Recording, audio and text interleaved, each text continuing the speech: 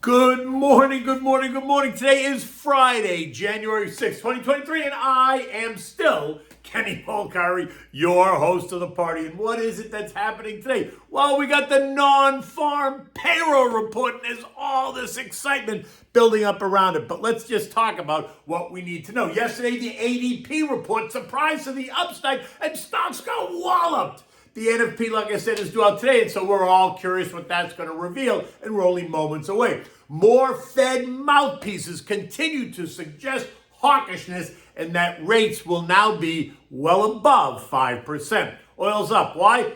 Oh, right. It's that whole reopening of China narrative again. And what are we having for dinner? Oh, it's not really dinner. It's a Grey Goose martini because I need a martini after what we've been witnessing, right? Stocks got walloped on Thursday after the ADP employer report revealed that we restored 235,000 jobs versus the 150 we expected, which means that the labor market remains hot.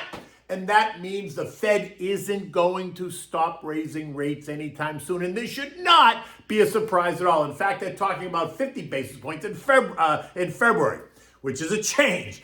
Then we had Atlanta Fed President Rafi Bostic telling us that the central bank has much more work to do. And Kansas City President Esther George said she expects rates to rise above 5%. Recall that on Wednesday, Minneapolis President Kashkari said that he sees rates rising to at least 5.4% before he thinks we hit neutral. And all of these members falling in line with what JJ told us on Wednesday. In a twist, though, St. Louis Fed President Jimmy B took a dovish stance, which really is a surprise because he's a hawk, and said that he thinks we're getting closer to a sufficiently restrictive zone. And while that seemed to help soothe the mood, didn't last for very long. By the end of the day, the Dow, there was more blood on the street, and the Dow lost 340 points or 1%. The S&P gave up 45 points or nearly 1.2%. The Nasdaq lost 154 points or 1.5%. The Russell gave up 20 points or just 1%, while the transports closed giving up 206 points or 1.5%. The only sectors in the green were energy, XLE up 1.8%, communications, which is a sector that's gotten whacked last year, was up 0.1%. Everything else came under pressure. Utilities lost 2.2%. Now, money coming out of this winning 2022 sector as the threat of higher rates pushed those names lower. Now, think about it.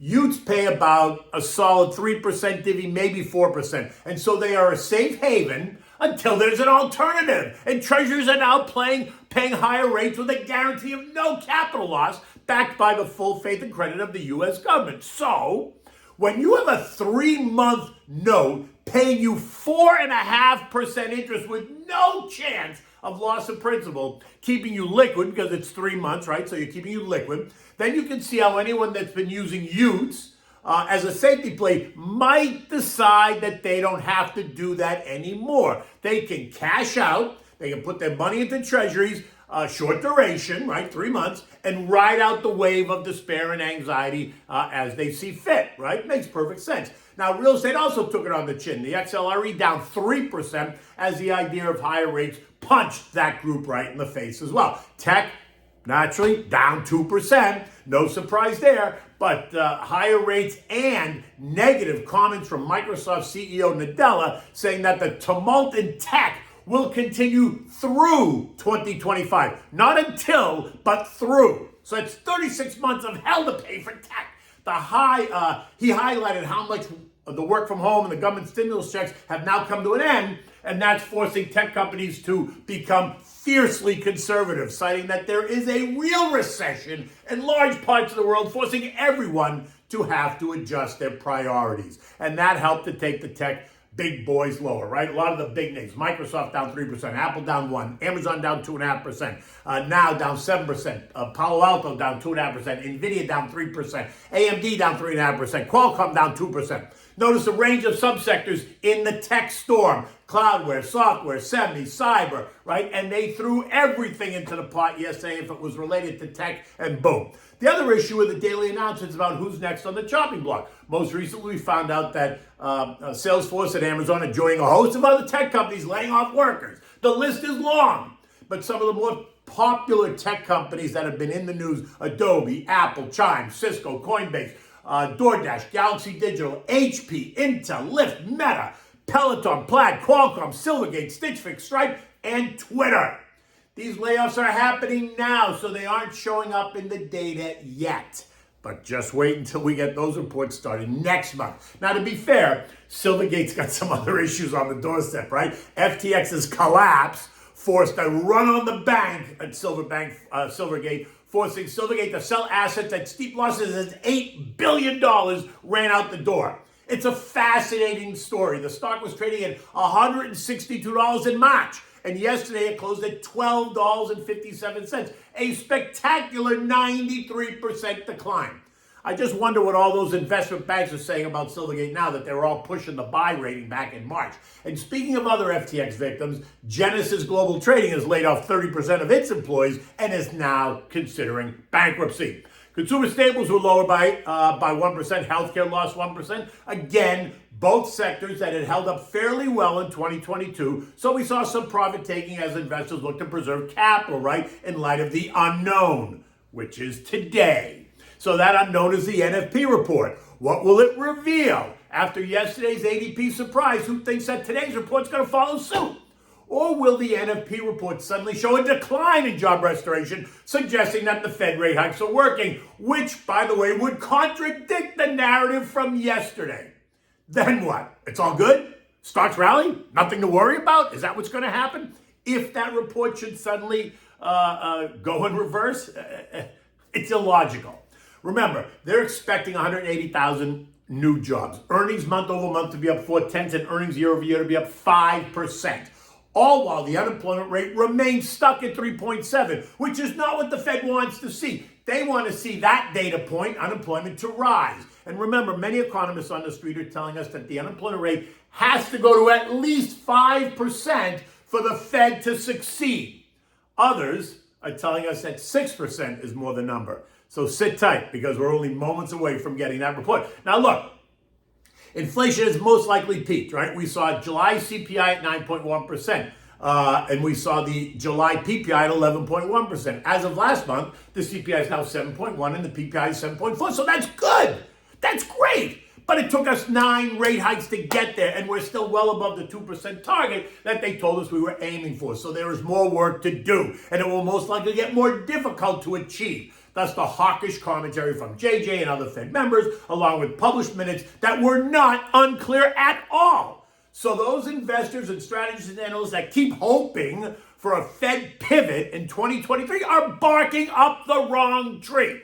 Look, Davey Balin, Chief Investment Officer at Citi Global Wealth, is calling for a rate cut towards the end of this year as the unemployment rate rises. Look, there's another guy who is not listening. Davey, unemployment would have to spike to 6% in short order to even think that the Fed is going to pivot.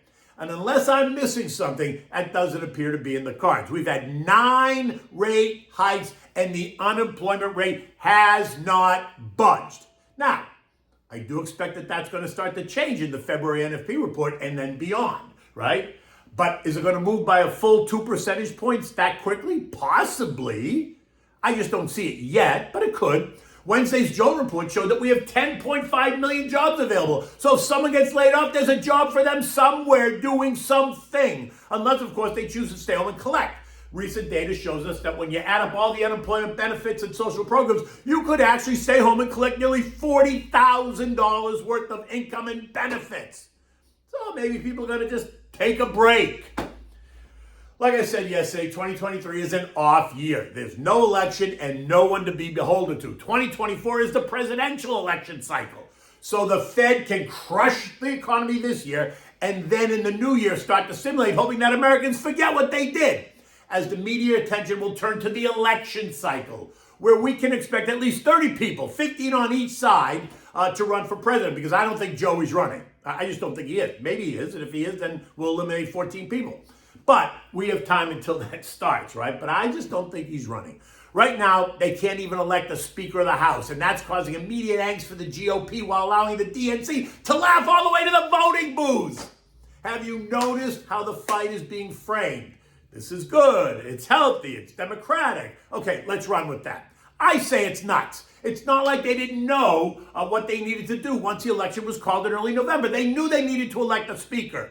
What have they been doing for 8 weeks? Don't even get me started. They all come to Washington because they want to fix it. Come on. Who is kidding who? That's what they all say. I'm here to fix Washington. I was elected to fix Washington. Come on.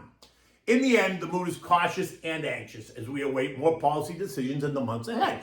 Earnings season is now only 1 week away, right? It launches with JP Morgan, which is the first Dow stock. Oil, which was trading at $80 on Monday, then $72 on Wednesday, is now trading at $74 today.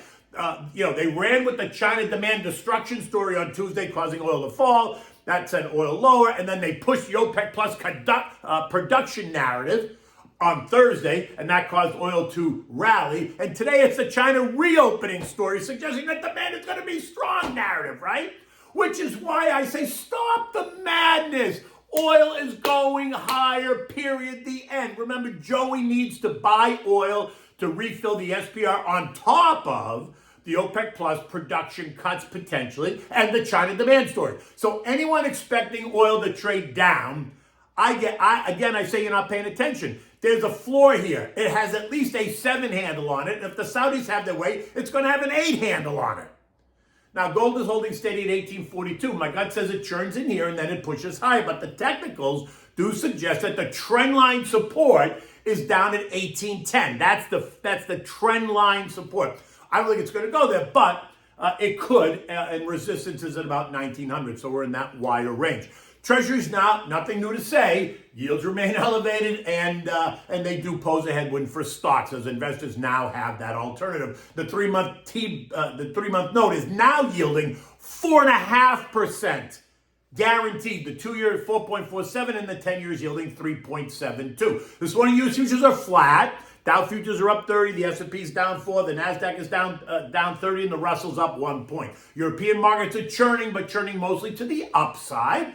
Eurozone inflation came in at 9.2% versus last month's 10.1%. And that, as you can imagine, is causing so many over there to hope that the ECB pivots as well. It's laughable. Inflation is 9.1%. And they think or hope that Chrissy Lagarde is going to cave? Apparently, they didn't listen to her speech either last month. Let me remind you, she said in very clear terms, ain't happening. But that's what makes a market, right? Both buyers and sellers, right? Some people hear things one way, other people hear it the other way. And that's what creates the excitement. The S&P closed the day at 3808, down 45 points after testing as low as 3802. Now, a look at the chart does suggest that 3,800 could be a level that finds some support. It's not a trend line, but it is a level where the market seems to bounce. And we're about to find that out. We remain below all 3 trend lines as the markets attempt to make sense of the rhetoric. The 100-day moving average has now pierced and crossed the 50-day trend line. And that just might prove to be an issue for any sustained advance until we get more clarity on the eco data. The calls for lower do remain popular, and that is the narrative. But we know how quick that can change. Today's eco data could be that catalyst, or maybe not.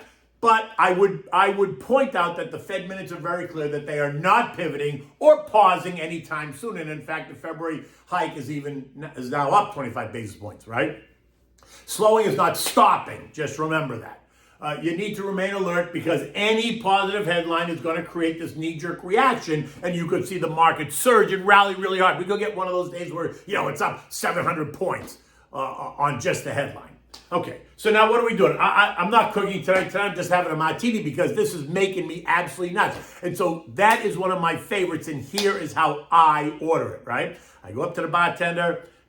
They come over to me. I say, I'd like a Grey Goose martini on the rocks, shaken, not stirred, a little dirty with 3 blue cheese stuffed olives, and a tall glass of ice water, please. Now, Capital Grille on Wall Street does a fabulous job with these if you're ever in that neighborhood. In any event, you could also change the vodka to one of your choice. Could be Tito's, could be Belvedere, whatever you want. But that's the way I order it, and it's always perfect after a long day or after we've kind of lived through this craziness that we're seeing in the markets every day. In any event, it's Friday. It's a beautiful day outside. We're going to get a cold spell here this weekend. It's only going to be 70 degrees during midday on Saturday and Sunday, but then it's going to warm up again next week. So come on down and visit. The beaches are beautiful and the water is perfect. Until Monday, take good care.